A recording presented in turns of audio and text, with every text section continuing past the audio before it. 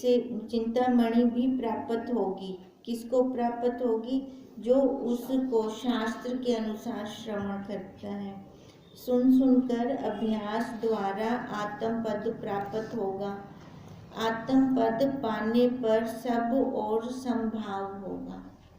अब पहले नहीं होगा, जब अपने स्वरूप में स्थिति होगी। जैसे सूर्य के उदय होने पर सब और प्रकाश फैल जाता है, वैसे ही जब सब और समता प्रकाशित होगी तब सुषुप्ति की सी स्थिति होगी। अब सुषुप्ति में क्या होता है? कुछ भान नहीं होता सुषुप्ति में, और आनंद का भी नहीं भान होता है ना। कब हमें आनंद का भान होता है? जब जागृत अवस्था में आते हैं फिर होता है। अब ऐसी सुषुप्ति अवस्था होगी, ना अच्छा लग रहा है ना बुरा लग रहा है ना, ना दुख फील हो रहा है ना आनंद फील हो रहा है, कुछ भी नहीं फील होता। ये कहते हैं भी जब अपने स्वरूप में आते हैं फिर जाकर ये सुषुप्ति वाली अवस्था स्थित होती है, अर्थात द्वैत्व और एक की कलना भी शांत हो जाएगी और अनुभव अद्वैत्व में जागृत होगा। जो अनुभव होगा वो किस में होगा? अद्वैत्व में, द्वैत्व में नहीं, अद्वैत्व में अनुभव होगा। मतलब वो जो अपनी स्थिति बताएगा वो हमें भी। देखो जैसे हम कहते हैं ना, हम अपने साक्षी यहाँ पे, आप दुख लग रहा है तो मेरे को लग रहा है, आपको थोड़ी पता चल रहा है। अगर आनंद की अनुभूति ले रही हूँ तो मैं स्वयं ले रही हूँ, आपको नहीं पता चल रहा उस चीज का। तो ऐसी जो ये अनुभव आएगा वो मेरे को अपने को अद्वैत, मैंने खुद स्वयं अकेला, अकेला शब्द भी नहीं कह सकते वहां पर, तो वही वो अद्वैत हो जाएगा। अद्वैत भी द्वैत की अपेक्षा से आया है, परंतु यहाँ संतों के संग और शास्त्रों के विचार अभ्यास द्वारा होगा। ये ऐसी अवस्था कैसे आएगी? संतों का संग होगा, शास्त्रों का अध्ययन होगा, फिर जाकर ये अवस्था आएगी। जो जन संसार समुद्र से पार करने वाले परोपकारी हों वे ही संत जन हैं। अब संत किसको कहेंगे हम, है ना, जो हमें यहाँ से बाहर ले जाए। उनके संग से आत्म पद प्राप्त होता है। अब देखो संग करना है तो हमें किसका करना है? संतों का। क्यों? क्योंकि वहां से हम यहाँ से बाहर निकल सकते हैं संसार से। हे राम, गुरु और शास्त्र नेति नेति कहकर जानते हैं, अर्थात अनात्म धर्म का निषेध करके आत्म तत्व शेष रखते हैं। अब नेति नेति करते हैं, ये भी नहीं ये भी नहीं, वेदों की नेति का शेष, वस्तु की उपलब्धि सो। अब नेति, इतना नेति किया, इतना नेति किया कि फिर जाकर वो जो अनात्म धर्म था वो हमारे सामने निकल कर आया। शरीर ने, कर्म इंद्रिया ने, ज्ञान इंद्रिया ने, अंतःकरण ने, पांच तत्व ने, ये सारा कुछ नेति नेति कर दिया। अब ना करते करते करते करते कुछ तो रहा, क्या रहा? वो वही अपना आपा जो इन सब को जन्मा रहा है, वही मैं हूँ। जब अनात्म धर्म का त्याग करेंगे तब आत्म तत्व शेष रहेगा। जब तक हम उसका त्याग ही नहीं करते अनात्म धर्म का। अनात्म धर्म क्या क्या किसको कहते हैं? शरीर को मैं मानना, है ना, यही हमारा अनात्म धर्म है। अगर हम यहीं पर रुके रहेंगे काम कैसे बनेगा हमारा? इसको जान लोगे तब उसके जानने पर और कुछ जानना शेष नहीं रहेगा। खाली अपने स्वरूप को जानने के लिए हम इस आकार के अंदर आए हैं, इस शरीर में आए हैं। अब इस शरीर में आकर अगर हम अपना काम नहीं करते, है ना, और बाकी सारा हम काम कर रहे हैं तो हम कुछ भी नहीं कर रहे। फिर उसके जानने में यतन भी कुछ नहीं है। मजे की बात है ये, जो अपना आपा है उसके जानने में अब क्या यतन हो हमारा? किसी ने हमारे अंदर बाहर से थोड़ी डाला है, वो पहले ही था ना हमारे पास। केवल आवरण दूर करने के लिए यतन है। वही जैसे हम बार बार कहते हैं, वो टोकरी के नीचे हीरा छिपा हुआ है, टोकरी हटाने का यतन है बस। जैसे सूर्य के आगे बादल आता है तो सूर्य नहीं दिखता, इसलिए बादलों को दूर करने का यतन है।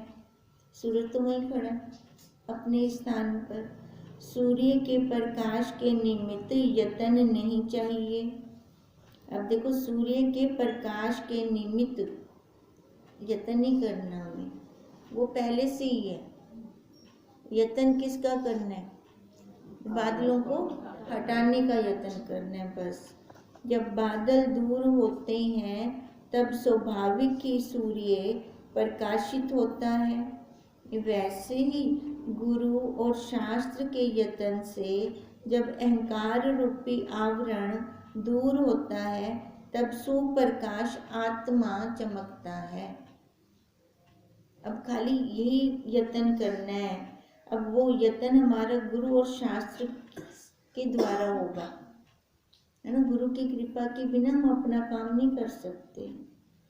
अब उनके यतन से क्या होगा? ये अहंकार रूपी आवरण, ये अहंकार जो आया हुआ है, अहंकार किसका? मैं का, है ना, शरीर का, यही दूर होगा।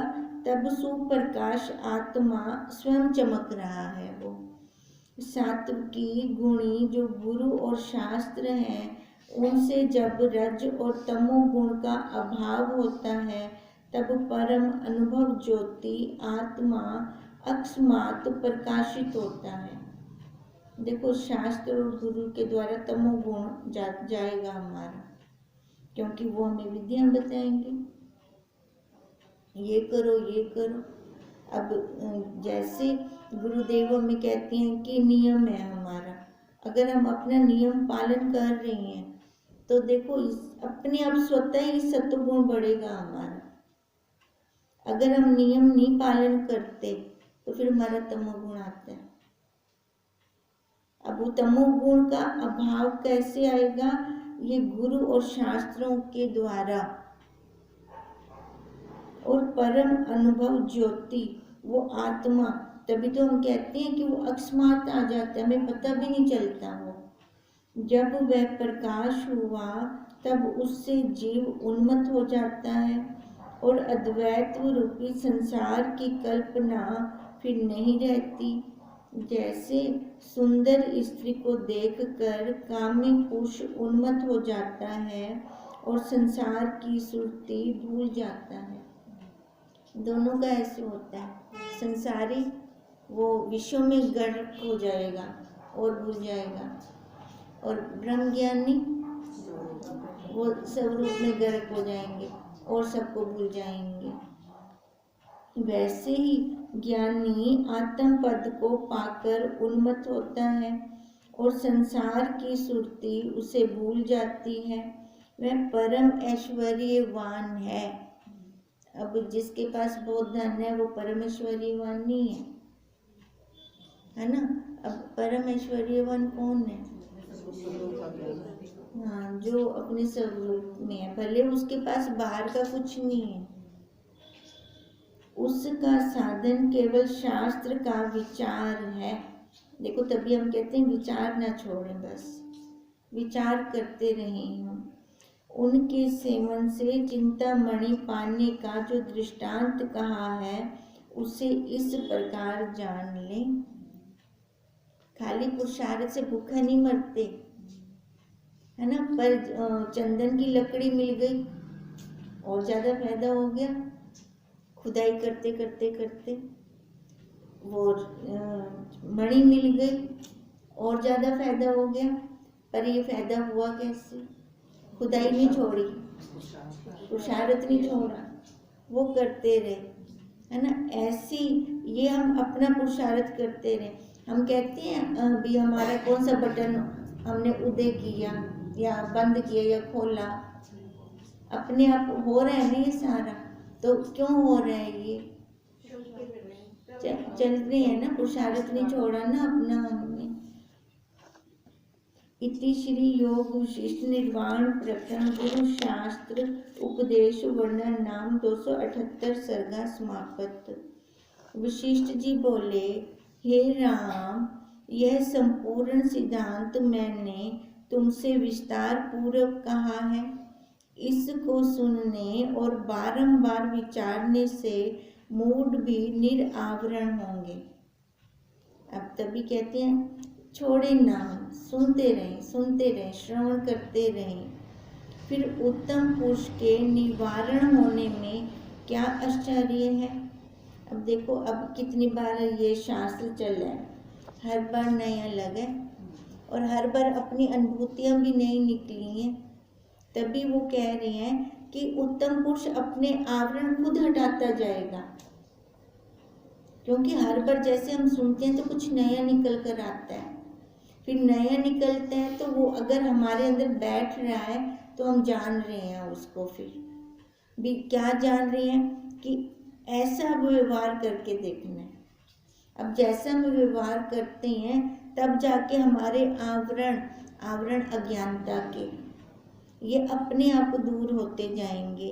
तो वो कह रही हैं अगर उत्तम पुरुष के आवरण दूर हो रहे हैं तो क्या आश्चर्य है इसमें। हे राम, यह मैं भी जानता हूँ कि तुम विदित वेद हुए हो, विदित वेद ज्ञानवान हुए हो। प्रथम मैंने उत्पत्ति प्रकरण में तुमसे कहा है कि जगत की उत्पत्ति चित्त संवेदन से हुई है। उत्पत्ति संकरण में सारा यही है, भी जगत बाहर नहीं है। जगत जो बनाया है हमने अपने मन से बनाया है। फिर स्थिति प्रकरण में कहा है कि जगत की स्थिति इस प्रकार हुई है। अब स्थिति प्रकरण में भी सारा यही चला है, जो हमने अपनी कल्पना से स्थित कर रखा है, तो वैसे ही हमारा जगत स्थित हुआ पड़ा है। इसी जगत के अंदर ज्ञानी भी है और अज्ञानी भी है। ज्ञानी को सारा अपना स्वरूप लग रहा है, उसकी स्थिति कहाँ है? अपने स्वरूप में। और अज्ञानी की जगत के अंदर, ठीक है। तो उसकी स्थिति वैसे बन गई। अब वो कह रही है जैसे उत्पत्ति हुई ना जगत की, वैसे उसने स्थिति बना ली। उत्पत्ति यह है कि चित्त संवेदन के फूटने से जगत उपजा है और संवेदन फूटने की दृढ़ता से उसकी स्थिति हुई है। उसके उपरांत उपशम प्रकरण में कहा है कि मन इस प्रकार स्फुरण रहित तो होता है। अब देखो, अब हर एक प्रकरण का जैसा नाम है ना, वैसा ही उसके अंदर है। अब है उपशम प्रकरण में क्या हुआ कि जब हमने अपने मन को देखो शम दम है ना, मन और इंद्रियों को ऊपर किया। अब ऊपर बुद्धि है, नीचे भोग वासना है। जब हमने अपने मन और इंद्रियों को ऊपर वृत्ति को ले गए तो उपशम कर दिया, ठीक है, अपने आप में स्थित हुए। उसके उपरांत उपशम प्रकरण में कहा है कि मन इस प्रकार स्फुरण रहित तो होता है। जब हम उपशम करेंगे, है ना, अपने फूलों का त्याग करेंगे, फिर जाकर स्थिति हमारी बढ़ेगी। जब चित्त का उपशम हुआ तब परम कल्याण हुआ। मन के फूलने का नाम संसार है। जब मन का उपशम हो जाता है तब संसार की कल्पना मिट जाती है। उत्पत्ति प्रकरण में क्या किया था? पुण्य तो किए थे, है ना, पुण्य तो किए थे। पुण्य करके फिर स्थिति बना ली थी उनकी, मैं भी सच्ची, मेरे वाले भी सच्चे। फिर जब देखा वहाँ पर गुरुदेव ने इतना गरक थींदे वेंदे दलदल फसदे वेंदे ला उपशम प्रकरण आ गया। ला उपशम प्रकरण विच क्या आख्यो ने, उत्ते चल, ऊपर चल, विषयों को छोड़, विषयों का त्याग कर, मन पे कंट्रोल कर, इंद्रियों पे कंट्रोल कर। तो तब उपशम जब उन्होंने करवाया तो पहले छोड़ने की विधि बताई। अब विधि बताने के बाद फिर देखो अपने फुरने खत्म हुए, मन के फुरने जब खत्म हुए तो वो संसार भी खत्म हो गया। जब मन का उपशम हो जाता है तब संसार की कल्पना मिट गई। अब संसार बाहर थोड़ी है, कहाँ पर है संसार? अंदर है ना हमारे। यह सब विस्तार पूर्वक कहा है, परंतु अब जानता हूँ कि तुम बोधवान हुए हो। अब कितने बड़े बड़े प्रकरण बनाए गए हैं, एक लाइन में उनका निचोड़ निकाल के रख दिए। अब तभी वशिष्ठ जी कह रही हैं कि मैं ये जानता हूँ कि तुम अब जाकर इतना श्रवण करने के बाद अब बोधवान हुए हो। हे राम, मैंने तुमसे पहले भी आत्मज्ञान का उपाय कहा है और जिनको ज्ञान प्राप्त हुआ है उनके लक्षण भी कहे हैं। अब फिर से संक्षेप से कहता हूँ। प्रथम, बाल अवस्था में संत जनों का संग करना और सत शास्त्रों को विचारना चाहिए। इस शुभ आचार से अभ्यास द्वारा जब आत्म पद की प्राप्ति होती है तब समता होती है। देखो पहले तभी तो गुरुकुल होते थे, गुरुकुल में बच्चों को भेजते थे, है ना, वहाँ पर वो सारा कुछ सीख कर आते थे। अब सीखने से वो मतलब बीज रोपण होता है उनके अंदर गुरुकुल में। अब जैसे जैसा उनके अंदर बीज डाला अब वो पनपेगा, जैसे वो खुद बढ़ेंगे। अब जो बीज हम पृथ्वी में डाल देते हैं वो धीरे धीरे पनपता पनपता पनपता फूल फल सारा कुछ देता है हमें, छाया भी देता है फिर हमें। अब देखो फूल फल ये छाया ये सारा कुछ जैसे जैसे मिलता जाता है ना, वैसे वैसे वैसे खुद की स्थिति भी बढ़ती जाती है। क्यों? क्योंकि पहले बीज था, जैसा बीज होगा वैसा फल निकलेगा। अब तभी वो कह रहे हैं कि सबसे पहले आत्म पद का अभ्यास करना चाहिए और संतों का और बाल अवस्था में संत जनों का संग करना और सत्य शास्त्रों को विचारना चाहिए। इस शुभ आचार से अभ्यास द्वारा फिर आत्म पद की प्राप्ति होती है, तब समता होती है और मनुष्य सबका सुहृद हो जाता है। सौहृद परम आनंद का जनक है। अब जिसका मन शांत होगा ना वहीं पे आनंद निकलेगा। अशांत मन के अंदर से आनंद नहीं निकल सकता। और जननी की तरह सदा वो संग रहता है। जैसे सुंदर पुरुष को देखकर उसकी स्त्री प्रसन्न होती है और उसके लिए प्राण का देना भी स्वीकार करती है, पर उस पुरुष को वो नहीं त्यागती, वैसे ही जिस ज्ञानवान पुरुष की ब्रह्म लक्ष्मी से सुंदर कांति है उसको समता मुदिता और सुहृदता रूपी स्त्री नहीं त्यागती। सदा उसके हृदय रूपी कंठ में वो लगी रहती है और वह पुरुष सदा प्रसन्न रहता है। देखो अगर ऐसे महापुरुष हमें मिलते ना, हमें छोड़ने नहीं चाहिए, यत्न करके भी उनका संग करना चाहिए हमें। हे राम, जिसको देवताओं का राज्य प्राप्त होता है वह भी ऐसा प्रसन्न नहीं होता और जिसको सुंदर स्त्रियां प्राप्त होती हैं वह भी ऐसा प्रसन्न नहीं होता। ना जिसको भोग मिल रहा है वो भी नहीं प्रसन्न होता, है ना। और जिसको देवताओं का राज्य प्राप्त हुआ है वो भी नहीं प्रसन्न हो सकता, क्योंकि जैसे अब इंद्र स्वर्ग का राजा है, फिर भी तो डरता रहता है कोई मेरा ये आसन न लेकर चला जाए। जैसे ज्ञानवान प्रसन्न होता है, हे राम, समता तो द्विधा रूपी अंधकार का नाशक सूर्य है, वह तीनों ताप रूपी उष्णता का नाश करने को पूर्णमासी का चंद्रमा है। सुहृदता और समता सौभाग्य रूपी जल का नीचा स्थान है।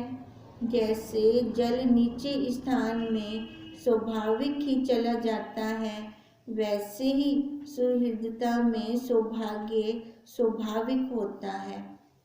देखो, जहाँ पे मन प्रसन्न रहता है ना, तो उनका सौभाग्य अपने आप साथ देता है, उनका भाग्य अपने आप उनका साथ देता है।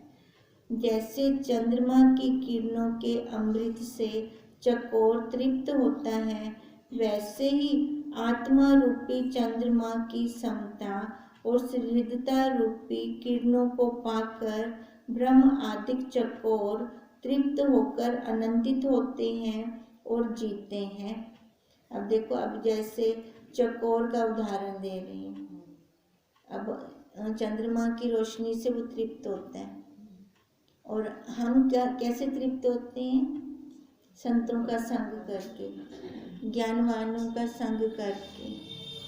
हे राम, वह ज्ञानवान ऐसी कांति से पूर्ण है जो कभी क्षीण नहीं होती। पूर्णमासी के चंद्रमा में भी उपाधि दिखती है, परंतु ज्ञानवान के मुख में वैसे भी उपाधि नहीं होती। जैसी उत्तम चिंतामणि की कांति होती है, वैसे ही ज्ञानवान की कांति होती है। मतलब उपाधि का मतलब है आने जाने वाली नहीं होती, वो हमेशा एक रस रहती है, जो राग द्वेष से कभी क्षीण नहीं होती, वह सदा प्रसन्न रहता है। हे राम, समता ही मानो सौभाग्य रूपी कमल की खानी है। समदृष्टि पुरुष ऐसे आनंद के लिए जगत में विचरता है और प्राकृतिक आचार को करता है। वह भोजन करता है, ग्रहण करता है या कुछ लेता देता है, तो भी कुछ नहीं कर रहा। वो लगेगा तो सही, खाते पीते दिखता है हमें, है ना, ले रहा, दे रहा, सारा कुछ करते दिखेगा, पर वो कुछ करते हुए भी नहीं कर रहा। वो क्यों? क्योंकि उसकी स्थिति अपने स्वरूप में है। सब लोग उसके कृतत्व की स्तुति करते हैं। हे राम, ऐसा पुरुष ब्रह्म आदिक का भी पूजनीय है। सभी उसका मान करते हैं, सब उसके दर्शन की इच्छा करते हैं और दर्शन करके प्रसन्न होते हैं। अब जो हमेशा अपने स्वरूप में रहते हैं ना, तो सौम्यता स्वाभाविक आती है उनके मुख पे, ठीक है, तो उनके देख कर ना वैसी प्रसन्नता आ जाती है। और जो हमेशा ही दुखी रहते हैं, एक तो ना उनकी नेगेटिविटी ऑरा उनकी चारों तरफ रहती है, जो हमेशा दुखी रहते हैं, अगर वो आते जाएंगे ना, मन के अंदर वैसे भाव आते जाएंगे, या वहाँ से उठें या ये चला जाए। अब सामने से ना उन्होंने बोला, पर अटैक हुआ ना अटैक, तो ये क्यों हुआ? क्योंकि सबके चारों तरफ ऑरा काम कर रही होती है। जो प्रसन्न रहते हैं तो लगता है 2 मिनट और बैठ जाए हमारे साथ। जैसे सूर्य के उदय होने पर सूर्यमुखी कमल खिल आते हैं और सब उल्लास को प्राप्त होते हैं, वैसे ही उसका दर्शन करके सब आह्लादित होते हैं। वह शुभ आचार ही करता है, जो कुछ अन्यथा भी कर बैठता है तो भी लोग उसकी निंदा नहीं करते, क्योंकि वे जानते हैं कि यह समदर्शी है। समता से वह सब का सुहृद होता है, शत्रु भी उसके मित्र हो जाते हैं। जिनमें समता भाव उदय हुआ है, उनको अग्नि जला नहीं सकती, जल नहीं डुबा सकता और वायु नहीं सुखा सकती। वह जैसी इच्छा करें वैसी ही सिद्धि उनको प्राप्त होती है। ये किसकी बात कर रहे हैं? ज्ञानी की, है ना। वो कह रहे हैं अगर वो गलत क्रिया करते हुए दिख भी रहे हैं ना, तो भी लोग उनकी निंदा नहीं करते, उनको गलत नहीं कहते। क्यों? क्योंकि उनको पता है समता भाव में है वो, है ना। अब अगर वो डांटेंगे, अगर गलत कोई कर्म कर रहा है, क्रिया हो रही है किसी से, तो डांटने का है वहां पर, तो डांट भी देंगे। ये नहीं कि अपनों को नहीं डांटना, दूसरों को डांटना है, ऐसा नहीं, वो समता नहीं होती। सबके लिए सम है वो। हे राम, जिसको समता प्राप्त हुई है वह पुरुष निरुपम हो जाता है और उसको कोई संसार की उपमा नहीं दे सकता। जिसको समता नहीं प्राप्त हुई वह सबके संग सुहृदता का अभ्यास करे तो भी उसका शत्रु हो वह मित्र हो जाता है, क्योंकि अभ्यास की दृढ़ता से शत्रु भी मित्र दिखने लगते हैं। जो सब में समता का अभ्यास करता है वही दृढ़ होता है और समता भाव से भी कभी चलायमान नहीं होता। हे राम, एक राजा था, उसने अपने शरीर का मांस काटकर भूखे को दिया, परंतु समता से चलायमान ना हुआ, ज्यों का त्यों रहा। एक पुरुष को उसकी पुत्री अति प्यारी थी, उसने उसे किसी को दिया, जिसने शत्रु को दे दी, परंतु वह ज्यों का त्यों रहा। एक और राजा था, जिसकी स्त्री अति प्यारी थी, पर उसने उसका कुछ व्यभिचार सुना और मार डाला, परंतु समता रूप धर्म को ना त्यागा। अब देखो, मार भी डालना है तो भी समता रूप धर्म त्यागा नहीं हो उसने। ये क्यों बता रही है भी? जैसे उन्होंने पहले कहा ना भी, अगर गलत क्रिया करता हुआ दिखता भी है पर समता के अंदर है तो भी ठीक है वो। ये इसलिए वो बता रही हैं। हे राम, जब राजा के घर में मंगल उत्सव होता है तब वह अपने नगर को भूषणों और वस्त्रों से सजाता और प्रसन्न होता है। यही अवस्था राजा जनक की देखी थी। एक समय उन्होंने सब स्थानों को अति प्रज्वलित अग्नि से जलते देखा, पर अपने समता भाव से चलायमान ना हुए। एक और राजा था, उसने राज्य भी और को दे दिया और आप राज्य बिना विचरता रहा, परंतु समता भाव से चलायमान ना हुआ। हे राम, एक दैत्य था, उसको देवताओं का राज्य मिला और फिर नष्ट भी हो गया, परंतु दोनों भावों में वो सम रहा। अब दैत्य है, दैत्य होते हुए भी सम रहा। एक बालक था, उसने चंद्रमा को लड्डू जानकर फूंक मारी, परंतु वह ज्यों का त्यों रहा। हे राम, इसी प्रकार मैंने अनेक देखे हैं जिनको सम्यक आत्मज्ञान प्राप्त हुआ है और वे सुख दुख से चलायमान नहीं हुए हैं। अब देखो, आत्मज्ञानी ही चलायमान नहीं होगा, वो समता वाले भाव में ही रहेगा। हे राम, ज्ञानी और अज्ञानी का प्रारब्ध भोग तुल्य है। ज्ञानी भी भोग रहा है और अज्ञानी भी भोग रहा है, परंतु अज्ञानी राग द्वेष से तपता है और ज्ञानी दृढ़ समझ के कारण संतप्त नहीं होता। प्रारब्ध तो दोनों की चल रही है। देखो, ज्ञानी को भी ये शरीर मिला है, अज्ञानी को भी, और इस शरीर का मटेरियल हमें पता है क्या है, क्या है?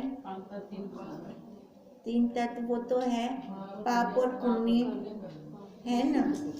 दुख सुख ज्ञानी को भी आएगा, दुख सुख अज्ञानी को भी आएगा, दोनों को आएगा।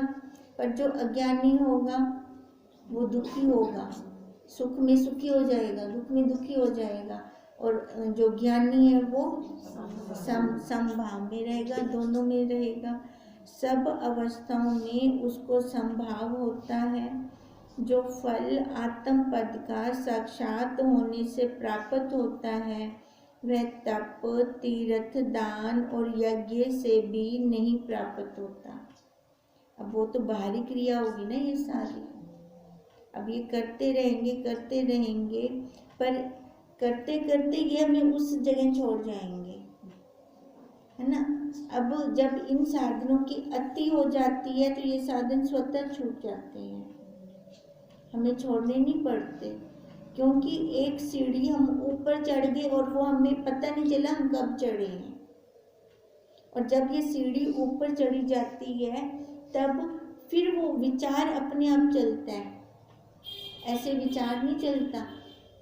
हम कहें हम साधना ना करें, हम खाली विचार करें, दृढ़ता नहीं आएगी।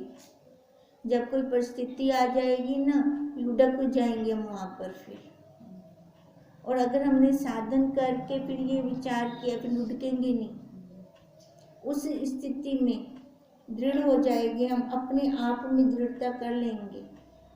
यही अंतर है। होगा और साधनों से होगा नहीं, पर साधन के बिना भी नहीं होगा। जैसे कह रहे थे ना उस दिन शास्त्र, वही है कंडीशन, बिल्कुल पूरी की पूरी। तो वो करेंगे हम, पर होगा नहीं, पर इनके बिना भी नहीं होगा। करना भी जरूरी है ये। जब ये साधन चलते हैं तब जाके ये विचार चलता है हमारा। जब अपना विचार उत्पन्न होता है तब सब भ्रांति निवृत्त हो जाती है और सब जगत आत्म रूप ही दिखता है। इसी दृष्टि को लिए हुए ज्ञानी प्राकृतिक आचार में विचरते हैं। अब ज्ञानियों की क्या दृष्टि होती है? करते हुए नहीं करता। हाँ, समभाव, है ना, समता वाला भाव रहता है ज्ञानियों का। सारा कुछ कर रही है और अपनी स्थिति में दृढ़ता होती है उनको, परंतु निश्चय में सदा वो निर्गुण है। राम ने पूछा, हे मुनीश्वर, ऐसी अद्वैत दृष्टि निष्ठा जिनको प्राप्त हुई है उनको कर्म करने का क्या प्रयोजन है? फिर वे त्याग क्यों नहीं करते? क्या कह रहे हैं राम जी? ये जब तक ध्यान ये ना करे करो। हाँ, भी कर्म क्यों करे? जिनकी अपनी स्थिति हो गई है, स्थिति हो गई है, वो कर्मों का त्याग क्यों नहीं करते? वशिष्ठ जी बोले, हे राम, जो पुरुष अद्वैत निष्ठ हैं उनके हृदय से त्याग ग्रहण की भ्रांति चली जाती है। भी मैं ये करूं कि ना करूं। वे उस भ्रम से रहित होकर प्रारब्ध के अनुसार चेष्टा करते हैं। खाली उनकी चेष्टा व्यवहार चल रहा होता है, प्रारब्ध थोड़ी खत्म हो जाएगी उनकी, प्रारब्ध तो चलेगी। हे राम, जो कुछ स्वाभाविक क्रिया उनकी होती है उसका त्याग वे नहीं करते, उसमें उनको ज्ञान प्राप्त हुआ है। वे आचार करते हैं और ग्रहण नहीं करते और उसका त्याग भी नहीं करते। जो स्वाभाविक आ रहा है वो कर रहे हैं। अब ये नित्य नियम कहते हैं, जो उनको ये प्राप्त, ये यहाँ तक पहुँचे कैसे, इस अवस्था तक पहुँचे कैसे? नित्य नियम करके, है ना, तो वो उसका त्याग नहीं करते। और जो आचार है, स्वाभाविक आचार है, शरीर निर्वाह का आचार है, उसका भी वो त्याग नहीं करते। और ग्रहण कुछ करने की उनको इच्छा होती नहीं।